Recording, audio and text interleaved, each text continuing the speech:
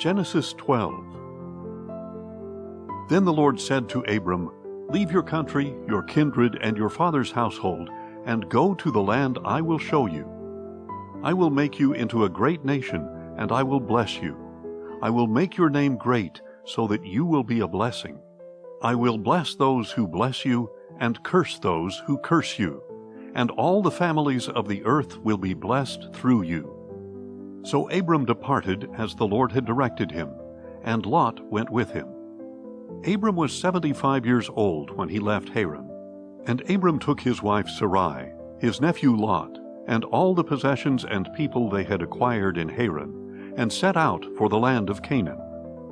When they came to the land of Canaan, Abram traveled through the land as far as the site of the oak of Moreh at Shechem. And at that time the Canaanites were in the land. Then the Lord appeared to Abram and said, "I will give this land to your offspring." So Abram built an altar there to the Lord, who had appeared to him. From there Abram moved on to the hill country east of Bethel, and pitched his tent, with Bethel to the west and Ai to the east. There he built an altar to the Lord, and he called on the name of the Lord. And Abram journeyed on toward the Negev. Now there was a famine in the land.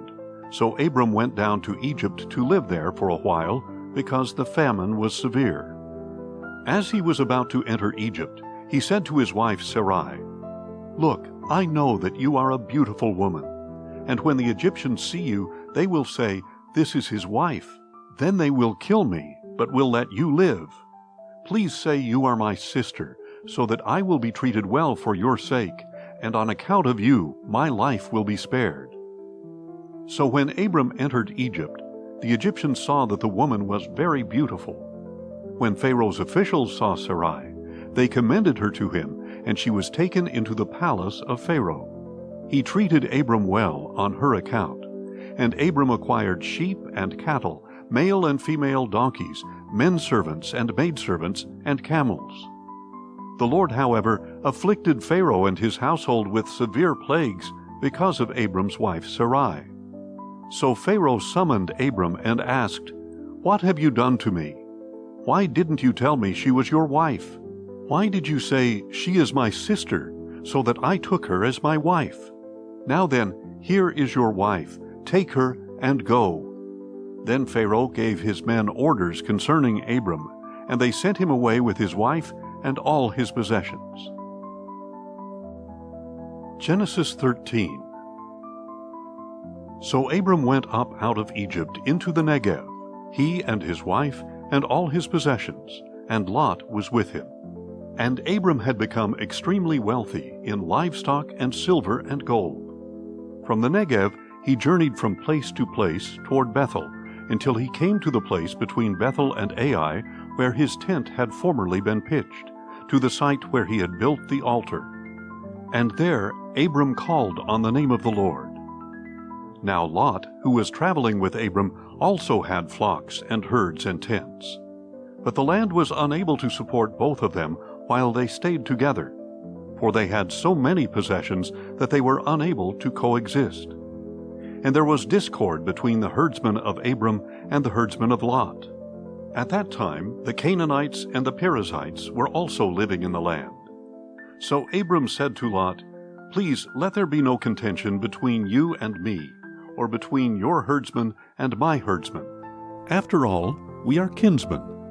Is not the whole land before you? Now separate yourself from me.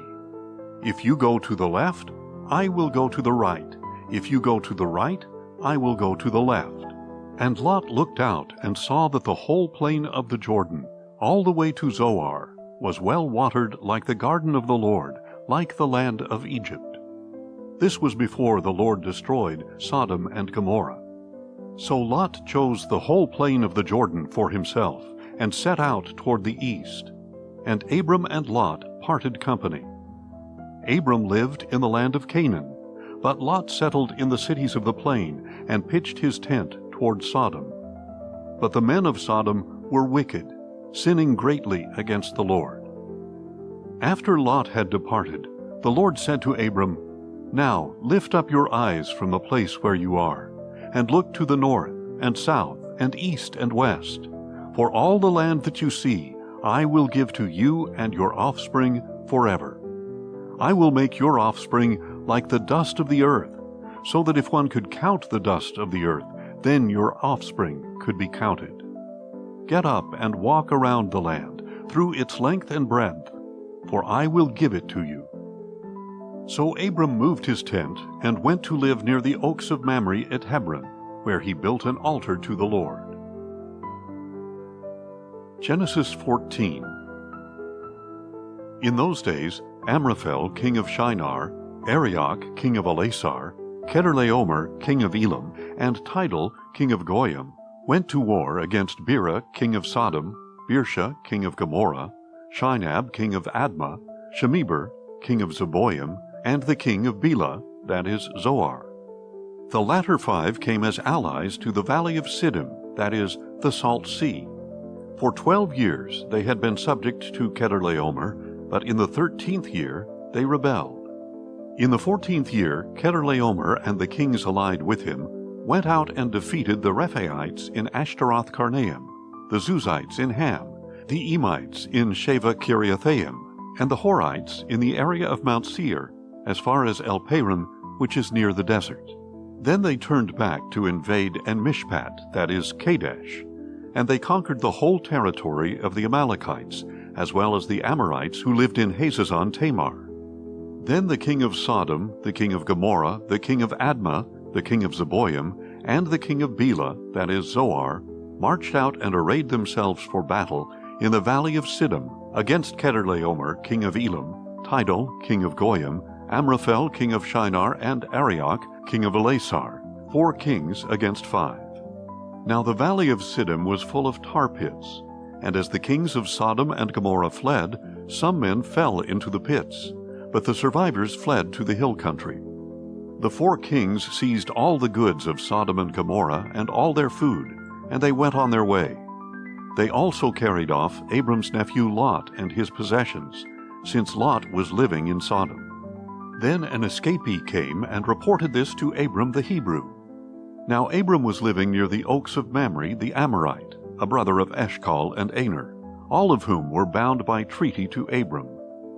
And when Abram heard that his relative had been captured, he mobilized the 318 trained men born in his household, and they set out in pursuit as far as Dan. During the night, Abram divided his forces and routed Chedorlaomer's army, pursuing them as far as Hobah, north of Damascus. He retrieved all the goods, as well as his relative Lot and his possessions, together with the women and the rest of the people. After Abram returned from defeating Chedorlaomer and the kings allied with him, the king of Sodom went out to meet him in the valley of Sheva, that is, the king's valley. Then Melchizedek, king of Salem, brought out bread and wine, since he was priest of God Most High. And he blessed Abram, and said, "Blessed be Abram by God Most High, creator of heaven and earth, and blessed be God Most High, who has delivered your enemies into your hand." Then Abram gave Melchizedek 1/10 of everything. The king of Sodom said to Abram, "Give me the people, but take the goods for yourself."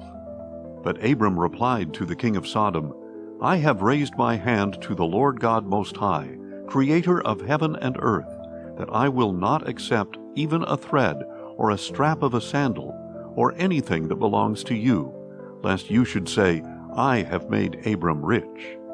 I will accept nothing but what my men have eaten, and the share for the men who went with me, Aner, Eshcol, and Mamre. They may take their portion."